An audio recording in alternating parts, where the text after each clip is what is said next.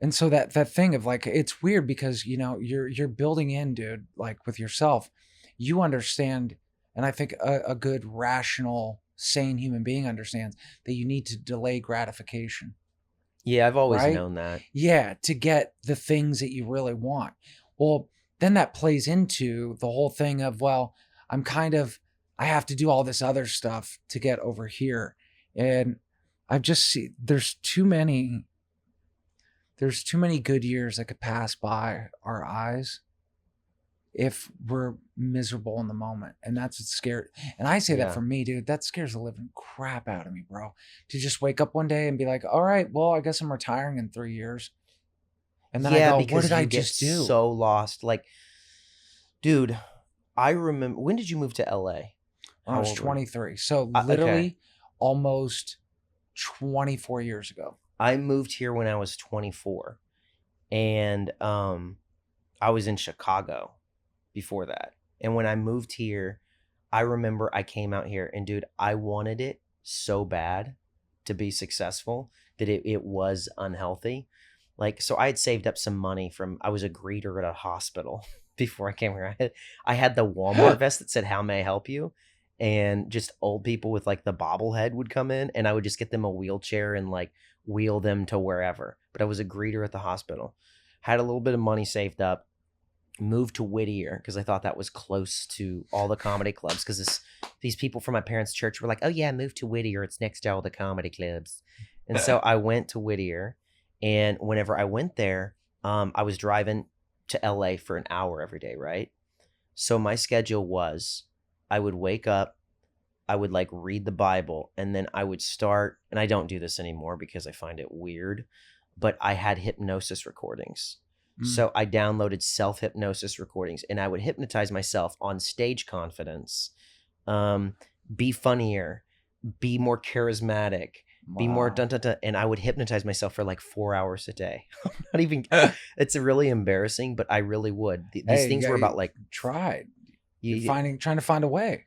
yeah, so I would do Yeah. this like each session was about 35 minutes and it would be like a hypnotherapist, but it was a recording and I was very hypnotizable because I would like zonk out. And so I do that and then I'd go to open mics around like 5 o'clock. And in 6 months, only doing that, only hypnotizing myself like a madman and then going out at night and doing comedy, I had a manager in 6 months, like a really big comedy manager, and they promised all this stuff to me. And but the weird thing that I found was, if I did not hypnotize myself every day, I would be so insecure when I got on stage, and I'd be like conscious of my hands, my voice, and my Wow. voice would go back to like shaking and stuff like that again, and I'd just be so self-conscious and so terrified. And it got to the point where I wanted comedy so bad that like I was terrified to go out and get a job again. So every time I get a job, I'd be like, "Man, they're holding me back. I could be home hypnotizing myself right now." And so that's really the way I thought. And Yeah. so I gave up hypnosis. I gave up all that because I just didn't think it was healthy. But like, I think that the thing that I learned during that time was, you can want something so bad and you can dump all the positive thinking stuff, all the self-help in your brain. But if you want something too bad, people are always going to smell desperation. And I think the Yeah. thing that finally killed it was going to teach. And it wasn't like I gave up on comedy. Comedy is still just as high as a pursuit as it's ever been. It's still the main goal. But what I did was I gave up that future focus that you're talking about of like, when I get this thing, then I will be happy. And now I'm kind of just like, I teach, I do comedy. It will happen when it is supposed to happen, when God wants it to happen. And I just have kind of like let go. With that being said, though, it's early in the year, and in 6 months, I might be like, dude, I can't keep teaching. Yeah. Yeah. So I probably go back and contradict Well, everything I speaking just of that, said, dude, but on you know. it's the beginning of the year, man. And Hmm. we were chatting in the car earlier and I got in and I had this voice. Yeah, and I And do then too, a little bit. yeah, and this isn't even yelling. This is or yelling at this is just from having to talk that much. All day. Yeah, but it's just that first week, and then I'll be over it. Uh-huh.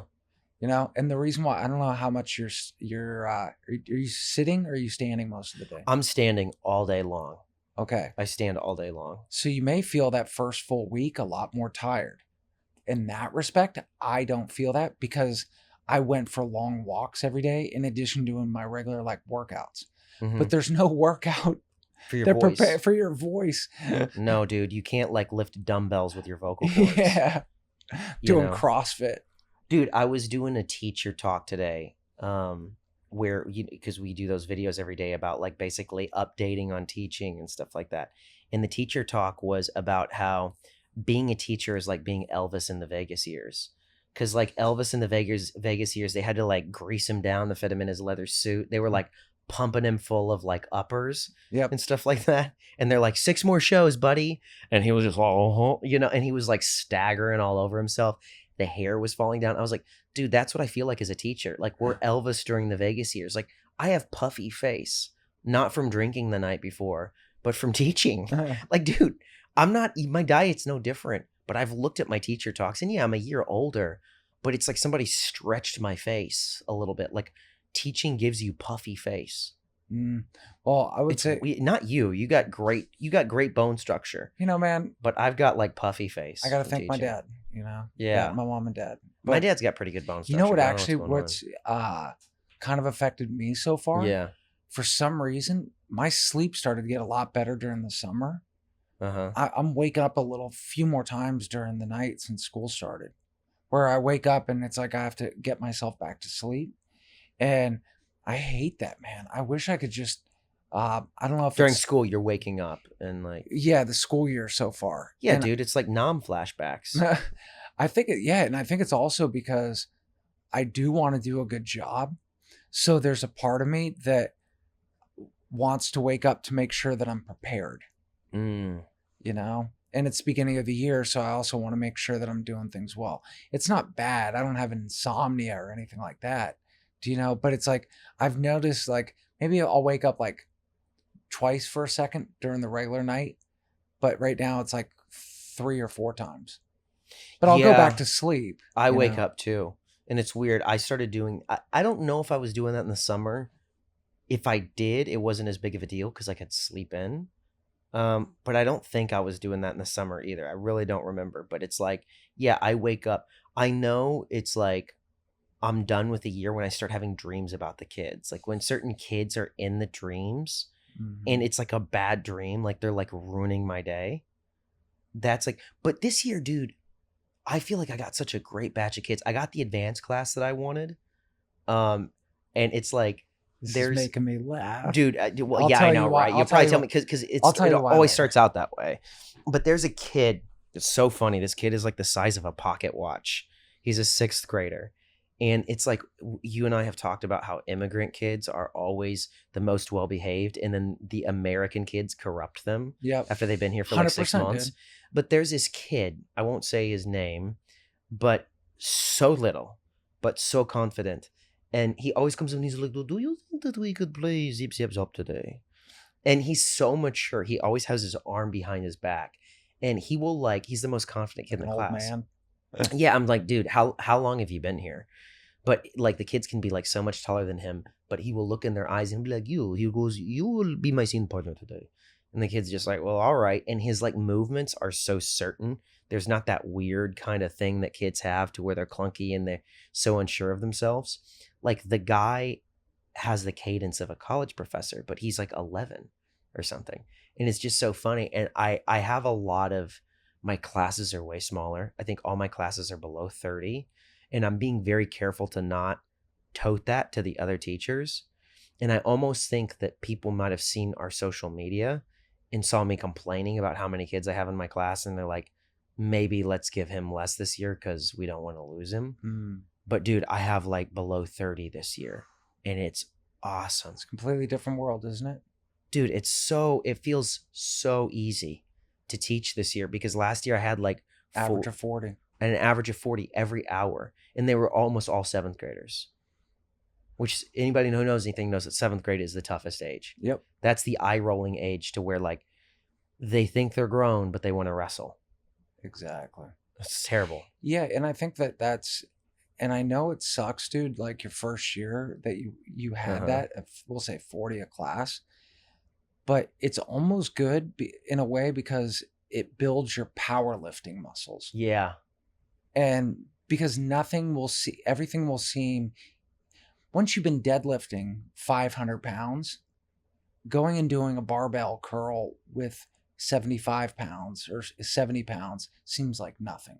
Mm. And in your classroom management, no matter how, because you also needed to be bad at something, and this just goes from learning it in general, or not knowing, right? Or making mistakes, Yeah. to know which mistakes not to make, because it's just a dead end.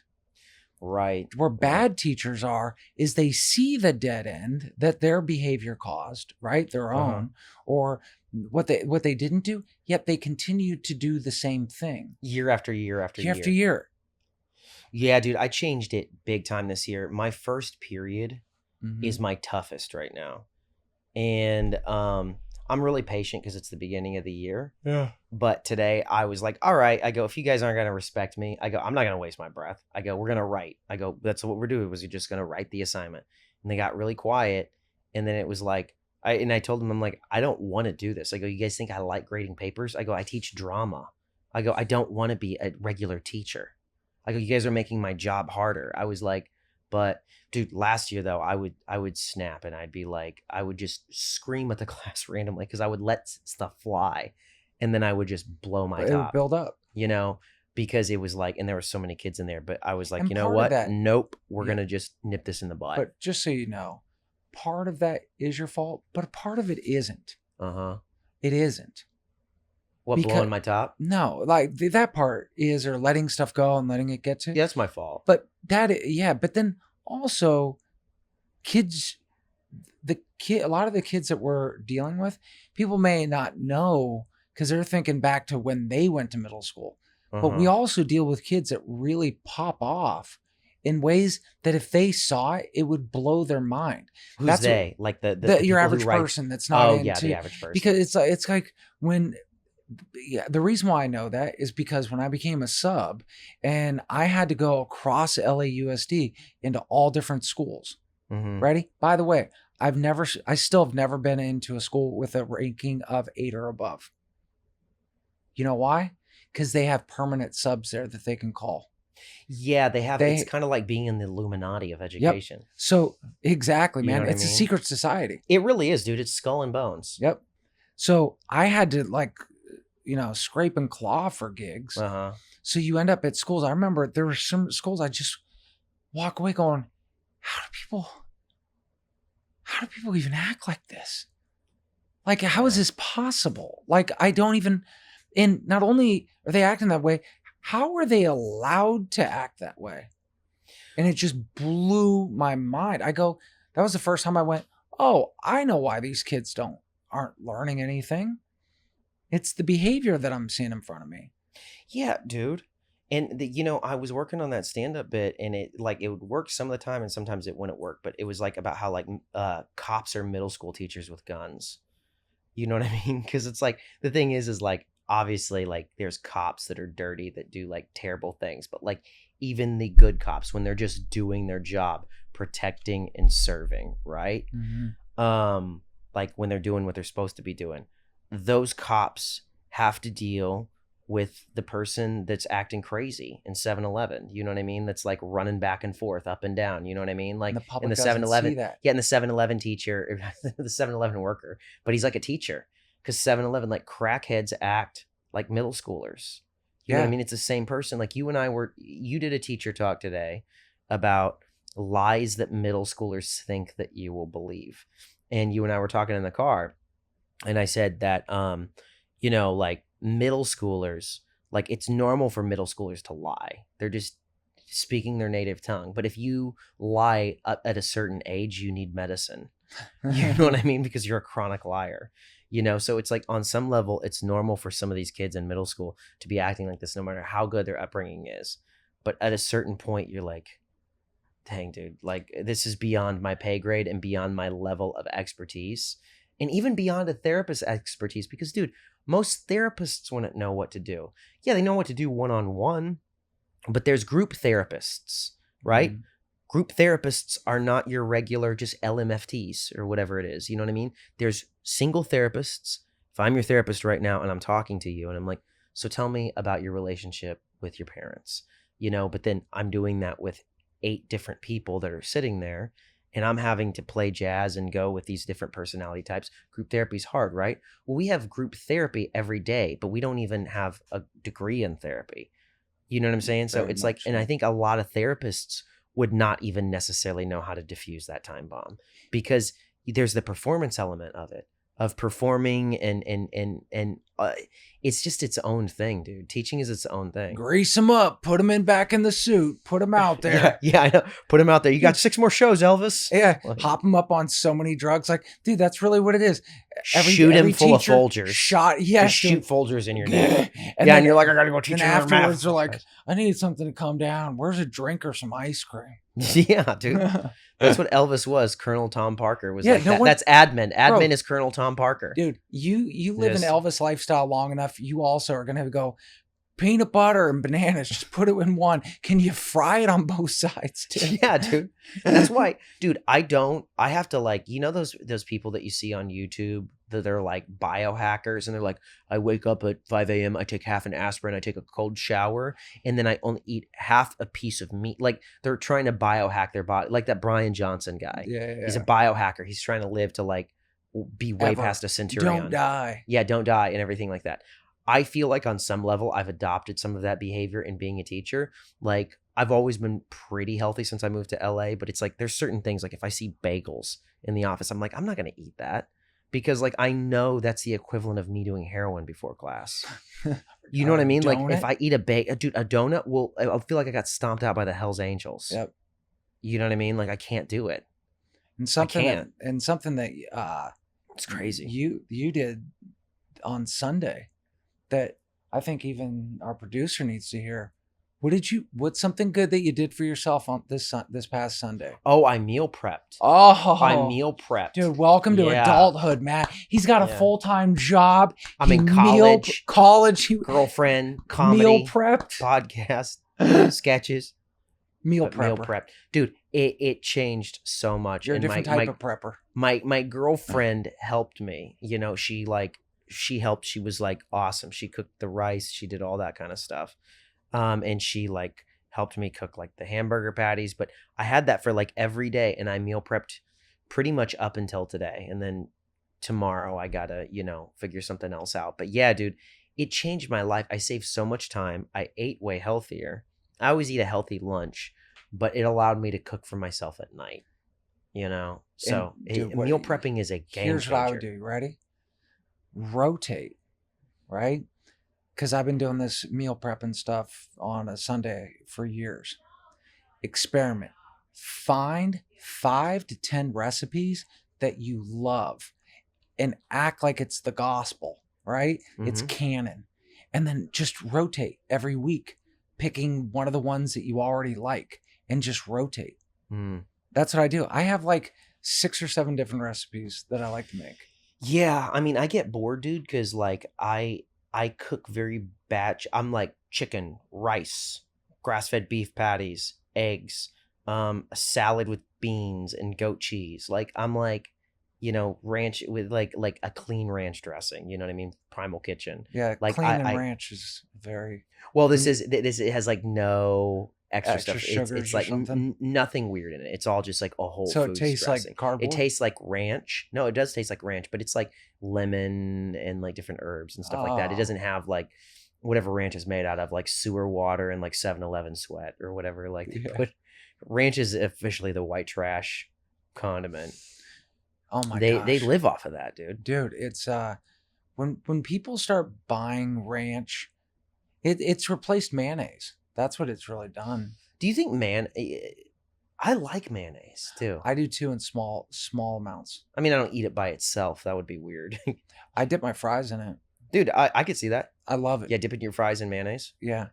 That's Yeah. probably that and blue cheese dressing are probably the grossest things. But the biggest thing dip that my I'm doing fries this in. year, dude, is like no processed food. I'm really trying to do that, and I've been on that for a while. But I would get weak, and then go off the thing, but I'm literally just trying to only eat like real food, like nothing with like Yeah. weird oils and stuff like that in it, like clean dressing if I use dressing. Dressing's the most processed thing that I have, but everything else is just real food because it's like, honestly, man, I need all the energy I can, especially being in school. Creatine was a game changer too. Taking creatine in the morning for my brain Mm. has like really helped because there's actually cognitive benefits, you know. Oh, that's right. I think I remember you mentioning Yeah, that. there's cognitive benefits. So it's like my mind is a lot more sharper since taking creatine in the morning.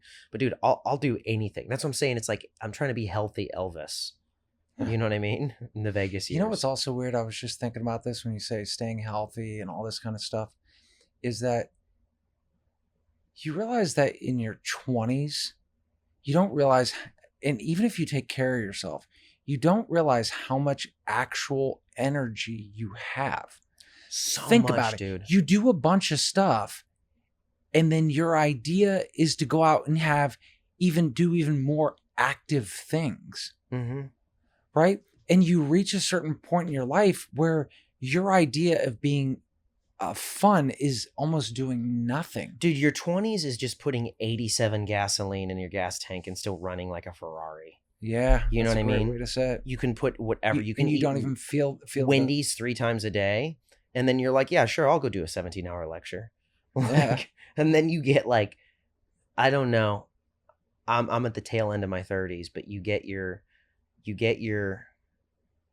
I don't know. You get in your 30s at some point, and then it's just like, dude, why do I feel like I got hit by a truck Well, if I continue yeah. to live like that? Well, it's you like know? for me, when this episode comes out next Monday, Uh-huh. I'll be 40. I'll have just turned 47 years old. Uh-huh. So for me, it's like I look at it and I go, I was thinking about that. How much of my life is just spent recovering from the things that I do? Like that's what I mean is like there's actual recovery that needs to happen. And that recovery means decompressing and not doing anything, Mhm. sitting still, not moving. Not that I'm like this or something, but it becomes somewhere along the line doing nothing became the activity. And that's It's weird. very important, It's dude, to be able weird. to do nothing, especially like when you take time off. Like this year has not fully hit me yet, but like what I've got on my list as a teacher this year is I got to take so in my college, one of those classes is every month, twice a month, I have to record myself teaching. I think that's the TPAs. Is it? Or preparing you for it.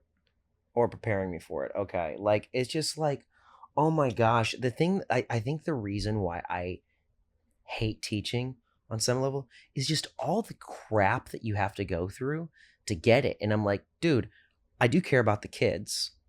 I do have fun doing it a lot of times. Sometimes I really do have fun teaching. Sometimes. But the thing that makes me hate it is this whole gauntlet I have to run through to do something that I don't even want to do that bad. You know what I mean? Like it literally feels like American Gladiators. Yeah. And it's like just people are throwing stuff at me and it's like, how bad do you want this? $4,000 a month. Because that's what I'm making right now is $4K a month. And it's like, but then it goes up, of course, like yours is way above that. But like as an uncredentialed teacher, I'm making about $4K a month, $3,700 to be precise. And so I'm just almost like, dude, screw this sometimes because it's like all this stuff that I have to do and it doesn't stop. You get credentialed and there's still like these weird knocks on your door. Yep, a 2-year. Yeah, then It just doesn't just stop, and it's I you're right. hate it. They're gonna come into your room and watch you, and then you're gonna have to upload. It never ends. It never ends. So the one of the things I'm gonna play devil's advocate for a second. You ready? Mm-hmm. Mind you, I'm not saying that this is 100% what I believe. Right. If they didn't do some of that, it would just go to crap. Because what happens, dude, is think about a teacher that didn't really want to put that much effort into the stuff if they didn't have this credentialing program, right? And they end up becoming a teacher, and then they also do nothing, and now they're protected by the union. there's already enough people that are possibly doing that. Yeah, remember So, when Super Dave told us about the guy who would like just eat sandwiches in class? yep, And like his class made a whole Instagram that was like a daily vlog of him sleeping. it's And then fun. he was still getting paid. So it's crazy. Yeah, I mean, I honestly think that's that is terrible. But at the same time, But yeah, it's like, if that's the case, then dude, I love the union. I'm for the union. But if that's the case, I'm almost like, well, then, dude, if people don't want to go through all that, just don't let them get unionized. Maybe going through all of it, there should be union teachers and non-union teachers. And some teachers don't even want to be in the union. But it's like, maybe those teachers don't get unionized because it's just like, man, dude, I'm kind of like, I know it gets easier. I know it gets better. But everything that I'm doing right now, like having to send the permission slips home with the kids and like they bring for it back. the Google one. No, so I have to make permission slips, and I probably need to start sending them home now because I'm going to have to do my lesson plan because I'm going to have to videotape my class. So that means some of the kids might actually be on camera. I have to videotape myself teaching. I have to send permission slips home so I don't look Oh, like yeah. some weird creepy teacher that's like, our teacher held up the camera to us today and videotaped us in class. And they're like, who was that? And they're like, the drama teacher. And they're like, he must die. Yeah. So it's like, it makes sense. I got to get permission slips, but then I got to send it back. And they're like, you didn't do this with your objective and you didn't do that and you didn't put this on the board. And then you're just like, dude, shut up. Like, Mhm. leave me alone. That's what you feel. Like, you start to feel like the Grinch a little bit. Yes. And you start thinking maybe he was a middle school teacher. Yeah, dude. You know what I mean? He went up to the mountains and the Who's were loud. Well, and we always joke because I've joked about that before, but Yeah. I'm serious. But when you talk You about all the stuff that has to be on your board, Yeah. that's not for the kids. The kids It's don't for care. LAUSD. It's for LAUSD. So you're telling me that now, I will say this. One thing I do like about it is it does force teachers to be accountable. That, hey, you put that on the board, you should be teaching that in the classroom, Uh-huh. right? But My admin doesn't care about that. I have good admin, but I hate the system, Well, if that makes sense. My admin is good. see, so at They leave me alone. Yeah, my school, right? Remember, I wasn't told the full story when I accepted this job, right? Uh-huh. Well, one of the things that they didn't tell me was how low performing they were, both in academics and what the behavior was like. They just said you could teach one grade level. I'm like, that sounds great. So I was teaching 3. Well, they became. What made you want to move to the middle school level? Was it because it was like, I like teaching one subject. okay, so that's what I figured, because But I'm elementary yeah. you were teaching everything. Yeah, but then Did that get exhausting? yes, but also but when I taught math at the other school, I was teaching 3 grade levels because it was such a small school. And so at this school, they were like, you could just teach one. I'm like, this is awesome. Dude, elementary is kind of like being Tyler Perry doing a one-man show. Like you're wearing your Medea, but you're the other people. Like it's Yeah, a lot, dude. but You have to do everything. But the stuff about putting things on the board, to go back to Mhm. that's the point, was that they didn't tell me that they were so low. I went from be considered a good teacher at my old school. I changed schools, and suddenly I'm considered a bad teacher. Yeah. And so after my first year there, they became a priority school. That means that Mm. the district came in, send people down to just overlook everybody and be up all in your business, Mhm. and that it gets exhausting because you go, at any moment, someone can walk in and I forgot to put both learning targets. Maybe I've just put one. Do you know what I mean? Or you put them up directly from the book and they're already supposed to be kid friendly. And then they go, man, these are supposed to be even more kid friendly. You're like, if I take out any more words, we're not even using the academic vocabulary that you want me to use. Yeah. And it just becomes frustrating where you go, at some point, guys, come in, watch me. If there's actual things that I can improve on being a teacher, I'm all for it. But when all you can do is nitpick, right? And that really hasn't happened to me yet, okay? I got to say. But to much of a degree.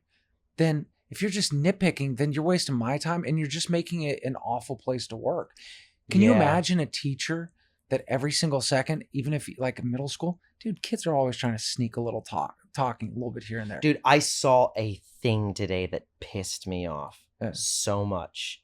It was an education meme. I wish I could find it. And it was something to the effect of, it was like, have compassion, teachers. Let them sneak a snack. Let them be kids.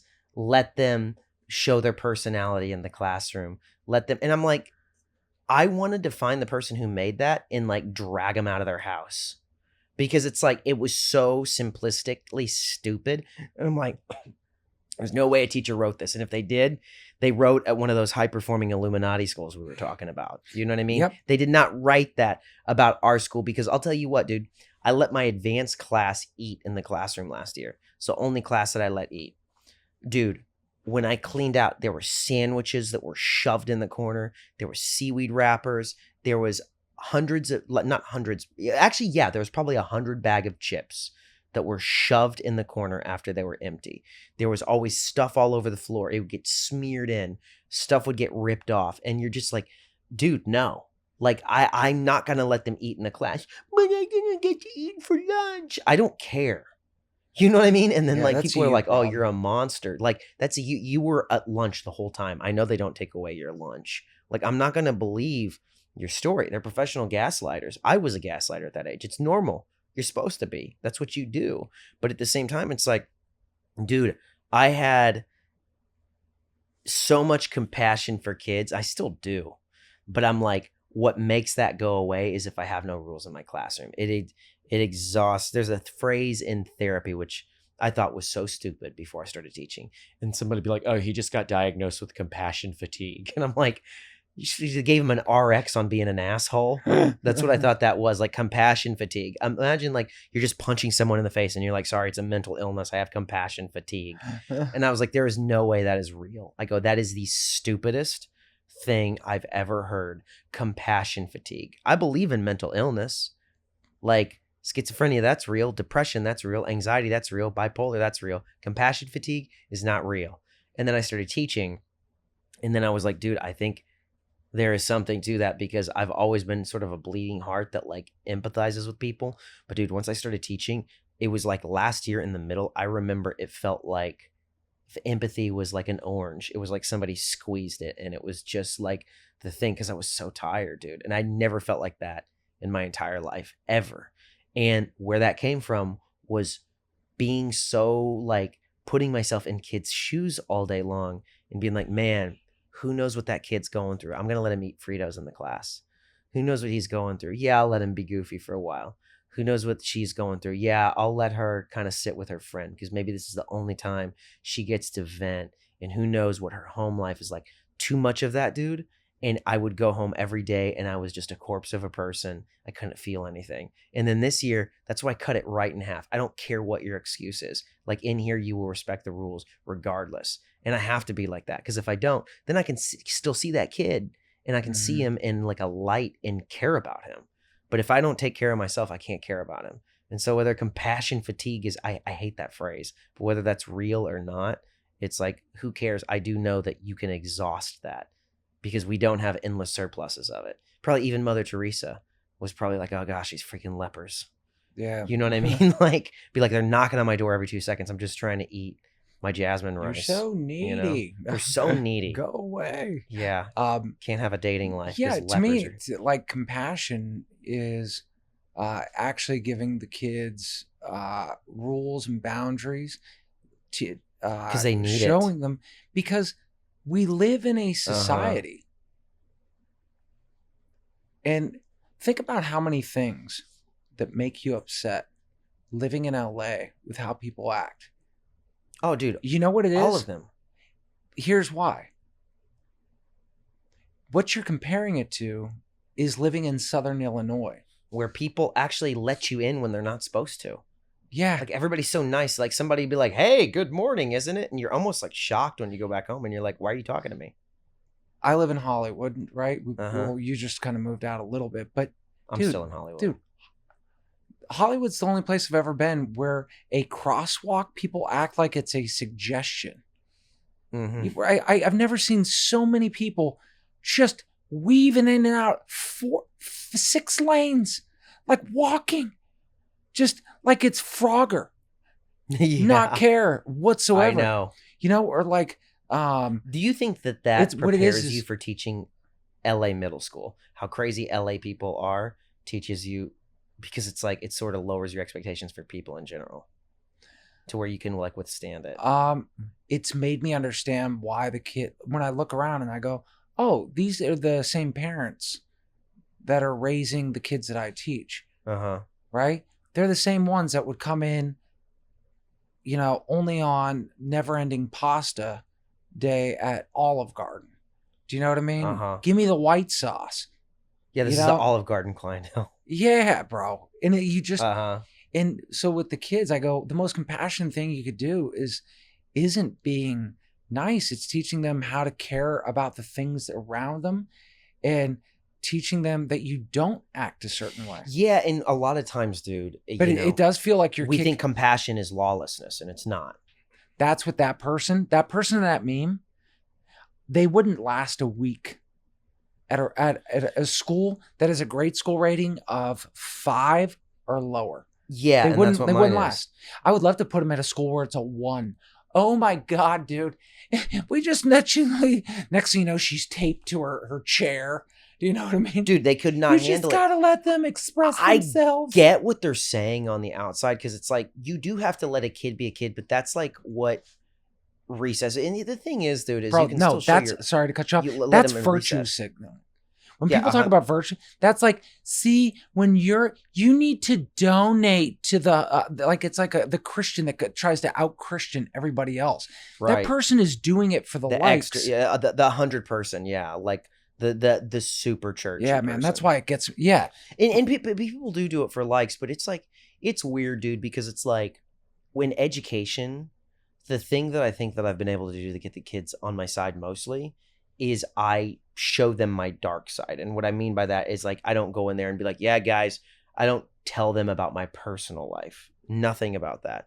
But like, I'll make a suggestion and they'll be like, in drama class, I'll be like doing character. I'll be like, let's say that Jared collects rats and one of them escapes and Bobby took his rat. I'm just pulling something out of my head. I've never used this example before.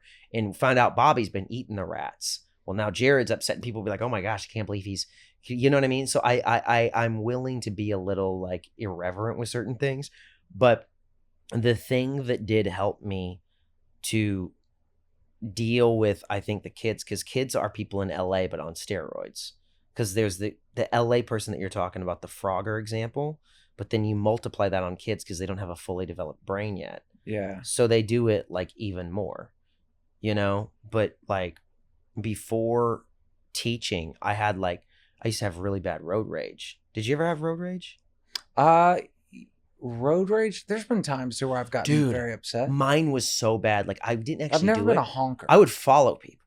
Oh. Yeah, that's a whole other level. And apparently, there's certain people they put on medication. Did you see what I just said? Road rage is so bad. And you go, oh, dude, I would have thoughts in my head of like just pulling up to people and be like, you think it's okay to do this to me? Like, and like just crashing into their car. I never did that, thank God. But I would have those thoughts. But the thing that cured me of it, this guy was probably an LAUSD parent too. I pulled up to this guy in Van Nuys, which you should not road rage with anybody in Van Nuys. And I'm honking at him like from behind. And I pull up, and I used to like pull up to people and make eye contact with them. Well, as soon as I made eye contact with him, I saw that the sides of his head were shaved and he had a gelled ponytail. Like his ponytail was wet. And that's how I knew that it was like the wrong person. Because like if your ponytail's wet, and he had like tattoos on the side of his head. So then I was like, oh, dude, I made like a grave error. And then so it was like Woodman and Sherman Way in Van Nuys. And I turned right on Sherman Way. And this guy in a blue Mustang just like peels out of his spot. And he catches up to me like the gelled ponytail man. And I'm like, as I'm going, I'm driving. And he catches up to me on the side and looks at me and then cuts in front of me doing a burnout, doing donuts around my car as I'm moving. So he's doing that. And then I literally go, I'm so sorry. I just dropped all the tough guy thing. I apologize. I go, I'm so sorry. And I think I might have even said like, forgive me. Like, but dude, after that, like, I've never road raged again. But it's like, I feel like if I didn't go through those kinds of things and learning self-control in traffic, dude, who knows what I could have been like my first year as a teacher in the classroom. There were times, dude, where those kids pissed me off so much, I thought that I was going to like punch a hole in the wall. And there was a teacher there that told me he's punched a hole in the wall because it was just so crazy in my class. Like wild, dude. Kids were so nuts. There'd be kids walking on the desk, you know, and then they're calling and they're like, hey, you need to keep your classroom under control. There were kids that they circled around a laptop and started stomping on it like it was a rival gang member, another kid's laptop. And they're like, why did you let that happen? I'm like, I didn't even realize it did happen. I got 40 kids in there. I can't. And so it was like, there were times that I would just freak out last year. I had no classroom management skills, but I think living in LA prepared me to be able to do that. You know what I mean? And you just, well, I think this year you've already really tried to correct that from the beginning, because I have to. Same with me. I've had to go to a level of militant that I never thought that I would. You become like a dad. Yeah, and I'm quiet. You know? And every time, like a kid, I just, can you do me a favor? I want you. I took the worst kid in the class. I'm like, hey, you know what? Can you just become the line leader? You took the worst kid? And made him the line leader. Uh-huh. Why'd you do that? Because none of his friends are there. Yeah, you just have to separate them, dude. Yeah, you have to do whatever you can. It's like a mold that grows, like with like they form like this horrible thing. And they co-opt the class and like lead like an uprising. Yeah, so I with think their friends. Dude, it's Lord of the Flies. It really is. Dude, I have never actually read Lord of the Flies, but It's I'm on very my familiar. list. I'm very think I read familiar it with the analogy. as a But teen. basically what it's about is like 7th graders, essentially, they are on an island and then it just descends into chaos, right? They end up creating their own little government. Kind of, right? But then they're just tyrannical. Yeah, they go crazy. Because they're awful. It's so weird though, dude, that like 7th grade is this temporary insanity. Like in a court of law, if you plead temporary insanity, I think you should be able to plead 7th grader. 7th grade insanity. That's why it's like, dude, I remember 6th grade. I remember 8th grade. It's like you black out for a year in 7th grade, and then you like, you know, those like, but I think that's the thing in the court of law. You can plead temporary insanity. Yes. To where, and they're like, all right, well, we'll give you 10 years temporary instead of 7th. 25. It sounds like life. a Mitch Hedberg. Temporary 7th grade. Yeah, temporary 7th grade insanity.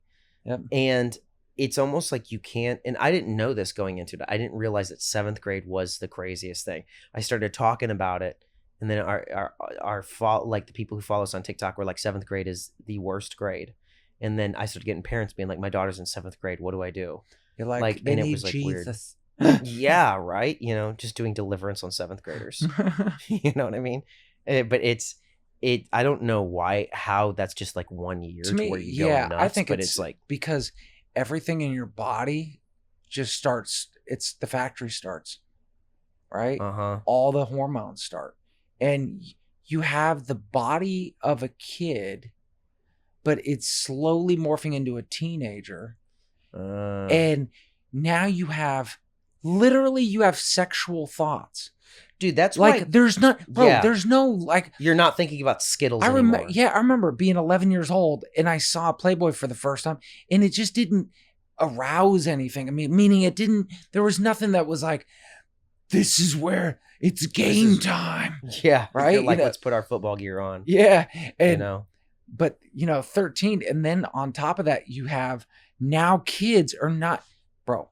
Before 7th grade, people are judged. Kids, are they fun to play with or not fun to play with? 7th grade, there's all these, like, it's like a checklist of things, blah, blah, blah. That, hey, is this person considered cool? Are they considered not cool? Are they an athlete? Right. Not an athlete. Yeah, it's weird, dude, because it's like, it's all those things. It's like midgets with hormones. That's what 7th graders are, but they're taller than me. So we it's should like let they're every really midget know that. You remind me of 7th grade. Yeah. Well, no, I'm like, because he doesn't act like a 7th grader. But it's like they look, they're like, it's just Dude, I did start getting a little insecure about my height when I started teaching because like some of these kids were bigger than me, and I did do a stand up bit about that. I'm like, you know how weird it is to be like eye to eye with somebody that has pudding on their cheeks. You know what I mean? And be like, hey, can you go ahead and have a seat? You know what I mean? And it's weird too because it hasn't. You're an adult, so they still look up to you even if they're looking down on you physically. Yeah. And it's weird, like whenever like you have like some of these kids that are like the size of John Goodman. Oh my God. Yeah, they like come in and it's like, dude, were you hooked up to jumper cables when you were born? Like some of these kids are like huge. Like they're so big and it's so weird and it's so wild. But like they don't realize like today, I made some sort of joke and I go, well, I'm like 5'5", so I'm not that tall. And this girl who's way taller than me goes, you're only 5'5"? And I'm like, yes, you're taller than me. But I don't think they equate that because they're looking at you as an adult. So they're emotionally looking up to you. You know what I mean? So it's the weirdest thing. But yeah, like these kids are bigger than me. Like it's so weird. I have a 7th grade girl that's taller than most adult women. Uh-huh. And it's so funny because like at first she's walking along and from the back it looks like an adult for a second walking with the children. Right? And then you see how she's walking and you go, it's like this kind of goofy thing. And you go, oh, it's a kid. Dude. Like I saw a kid one time, check this out. He was like 6'3" in 7th grade. And he was But tall. he was probably self-conscious. Yeah. About it. They probably treated him like Frankenstein with like torches. Well, like he's a monster. Yeah. Meanwhile, that's the height everyone wants to be. That's the height everybody wants to be. But it was so funny watching him from a distance because I thought, hey, I remember I was at school and I was like, who is that teacher over there? And then you see him walking and like it's just going all different directions. Dude, so one time when I used to sub, I used to wear this jacket that was like a very kid-like jacket. I got it from H&M. Did you ever watch the show The Wonder Years? Yeah. Do you remember Fred Savage? Uh-huh. He would wear this jacket that had stripes around the collar and stripes. It's like the old like Letterman's jacket. Letterman's jacket kind of. But his kind of looked like a New York Jets jacket. Yeah, it's sort of like that, like a New York Jets jacket without a team, right? Yes. And so I'm running in the hallway because I'm late as a substitute teacher. And one of the principals yells at me and I turn around, she goes, oh. I think she thought I was like one of the children. You're like, I've never been more emasculated. Yeah, I know, dude. And then some of the kids too, like the ones that can be really like, you know, like jerk. It doesn't bother me, but like when I didn't have classroom man, none of the kids would ever do this to me this year because I think they're like, I've laid down the law from day one. But remember when you were a little kid and someone would come up to you and they'd be like, and they would do that thing where they would do that. Last year, there was like a kid that was like a 7th grader. He like had like a half mustache and braces. And he would always come up to me and do the height thing with the top of his head and try to measure me. And I'm like, dude, am I allowed to get like one free knockout on this kid? Yep. You know what I mean? Be like, he hit Mr. Jones. Be like, technically, Mr. Jones is smaller. Can I uppercut him one time and get away with it? Oh my God. Just a nice liver punch. Yeah. And just be like, don't let that happen. And it's like, can I just plead temporary insanity in a court of law? You know what's crazy, dude? I had a kid one time in 7th grade. He would not bully, but he would stand up to the bullies for all the other kids. That's awesome. He reminded me of me when I was a little kid. And he was Were also you the tall kid? Yes.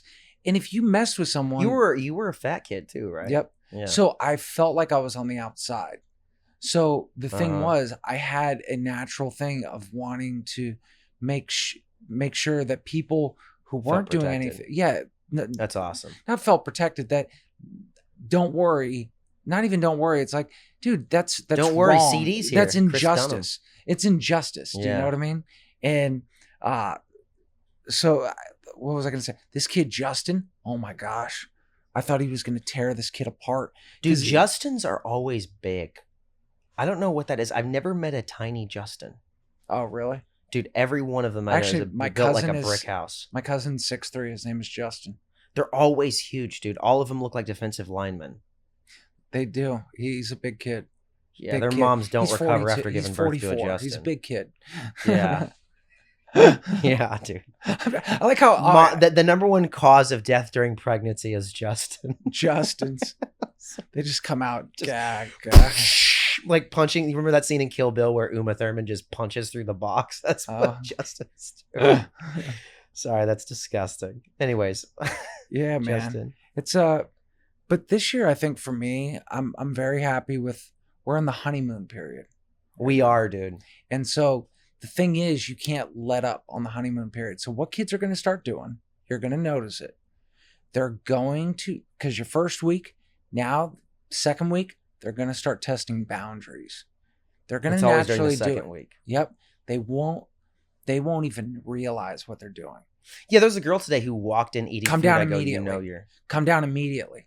Like call home in front of everybody.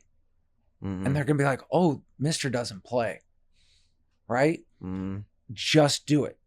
Right?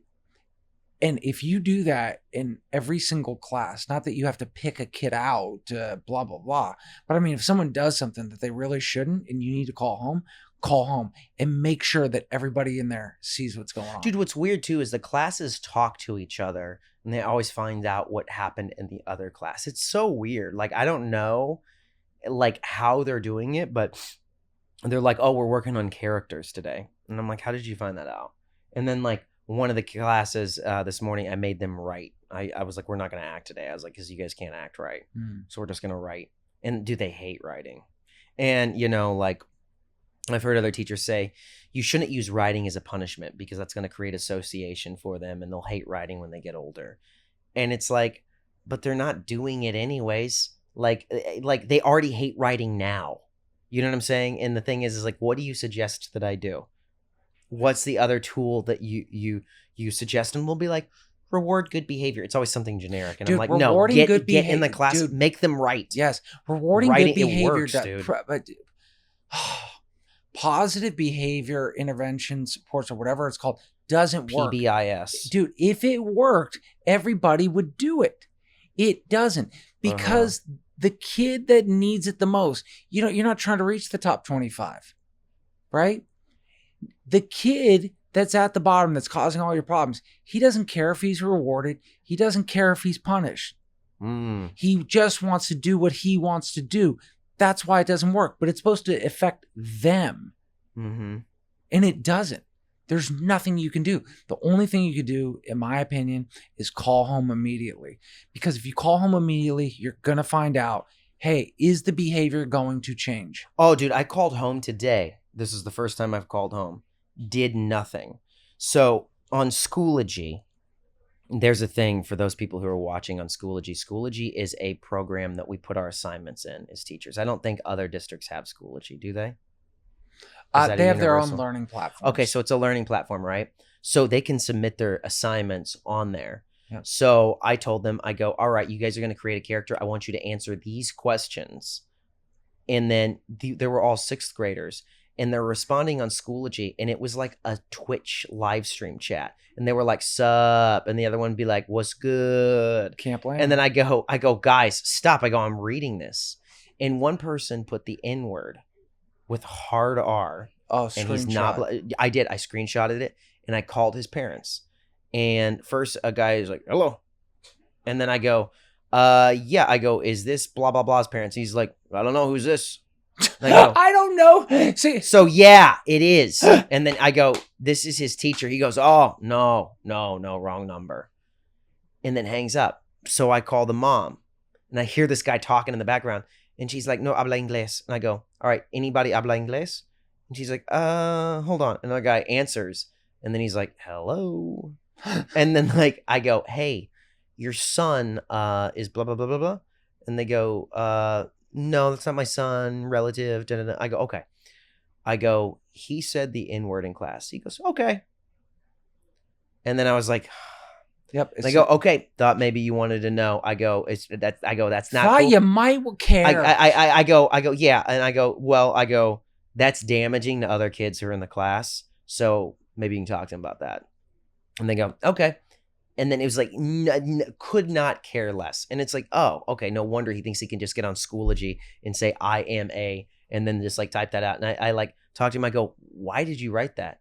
And he was like, yeah. And so it's just like, all right. So in every kid who does something like that, blatantly like that, the last time I called home and somebody like that, he goes, all right, thanks.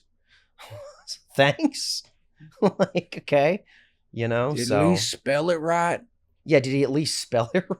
Did he go with the A or the hard R? Yeah. And it's like, you know, oh my gosh. But yeah, dude, I think it's the first week. It is the honeymoon phase. But I'm glad you told me that, to not let up. Because You know what I'm saying? the bottom 25, I call it the bottom 25, right? Or 20% or whatever it is. Let's say you can never change that behavior, right? Mm-hmm. Guess what? That means that whether you call home, whether you keep them into nutrition or lunch and talk to them about their behavior, whatever, it doesn't change, Okay. right? Yeah. You're hoping to see if you don't know who your bottom 25 is, but what you're really hoping is to get that middle 50, because the top 25 you don't have to worry about. The middle 50, they're on the fence. They're on the fence on whether or not to behave. Because they see that 25. If they see 25 getting away with stuff, right? And then they go, okay, I'm going to go this way. So if you clamp down on everybody, right? And they know they're going to get a phone call home, it's that 50, because that's when the chaos ensues in the class. You can't do anything about the 20.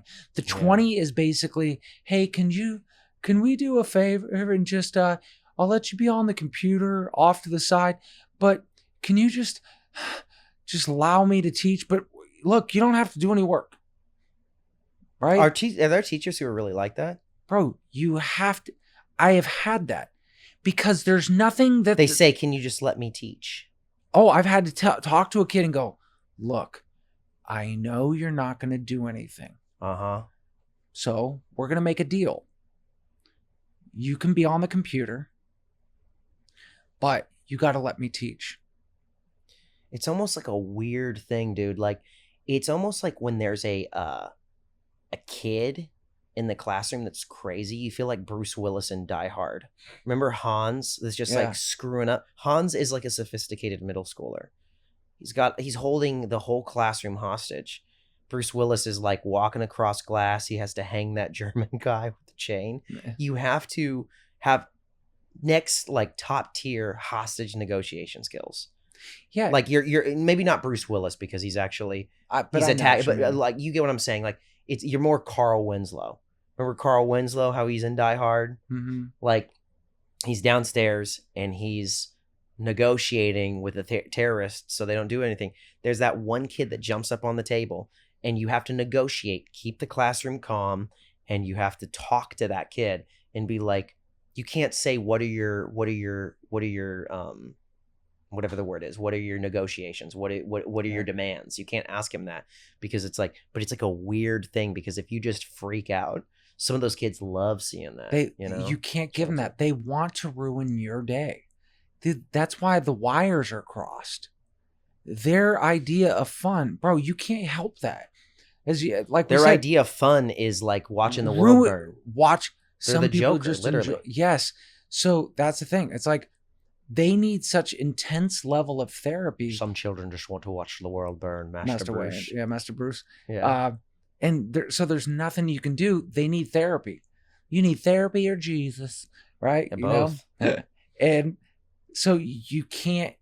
So when you see that, and all they try to do, I don't even know what they try to do with the other kid. A lot of the time, they're just trying to push them back into your classroom. Yeah, and the thing that gets so annoying, this is my problem. It's not like you don't feel for the kid, but it's like the teachers get put like, it's like, well, think of what he's going on at home. How do I fix this right now so the other kids can learn?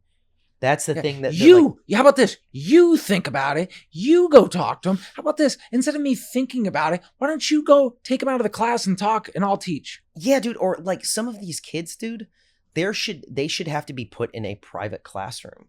And that's what it should be. There should be. It was called emotionally disturbed back in the day. Yeah, 100%. And then you should hire a guy with a crew cut like you have, a square jawline, and that has just like been shooting up steroids all day long that screams for like you need to hire a guy from Muscle Beach on Venice Beach, not to harm anybody, but just for the intimidating visual of it all. Like remember Scared Straight? Like you need to have a guy that is just like a hardcore like dude, that's why military school, like I have friends that have gone to military school and it was like that was the last resort. Like I think there's celebrities who've sent their kids because their kids were so trust funded and so like privileged that they had to send their kids to military school because they had no concept of reality because they grew up in extreme amounts of wealth. So it's like some people, they need like that reality check. So it's like there should be a separate wing for kids who can't behave. And then it's like as a last resort thing because somebody like that would actually save their life. But nowadays, some person would come along and say you're trampling their you're denying childhood them, expression. Yeah, and denying them an equal right to an education because you're isolating them from the general public.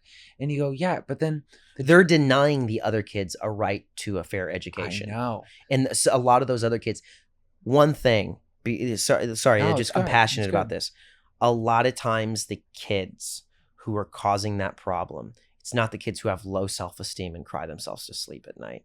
The kids who have low self-esteem and cry themselves to sleep at night are often super quiet. That's what I've noticed.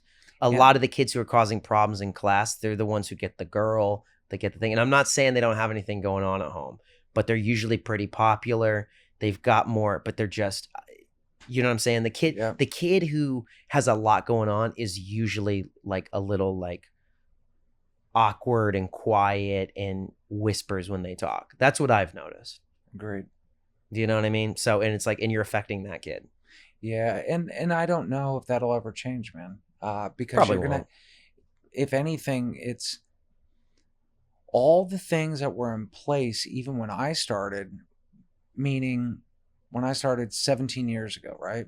That means that probably if someone had been 17 years into their career when they met me for the first time, probably could have looked back at their last 17 years and seeing how things were unraveling. And it's only gotten worse.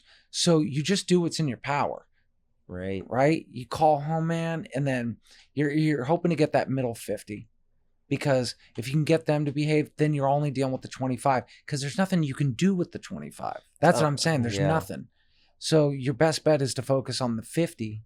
And the 25, you don't have to worry about. Those are the kids that will do all their homework. They're regulated, Yeah, dude, I already know it's easy. It's easy, yeah, and you think that that's going to be the main thing, but I know we got to jet out of here, but I think it's like that's what Uncle Sam is saying this year is like, we want you the middle 50. You know what I mean? Yep. We want you instead of to serve, the middle 50. I like that's that. what it is. The middle 50 is what we need. Well, anyways, guys, it's our second week back. Well, no, this is technically the second week. Technically, it's because we started last week on Thursday, but still in the honeymoon phase, guys. Next week we might come in here with one eye pinched shut, but right now it's good.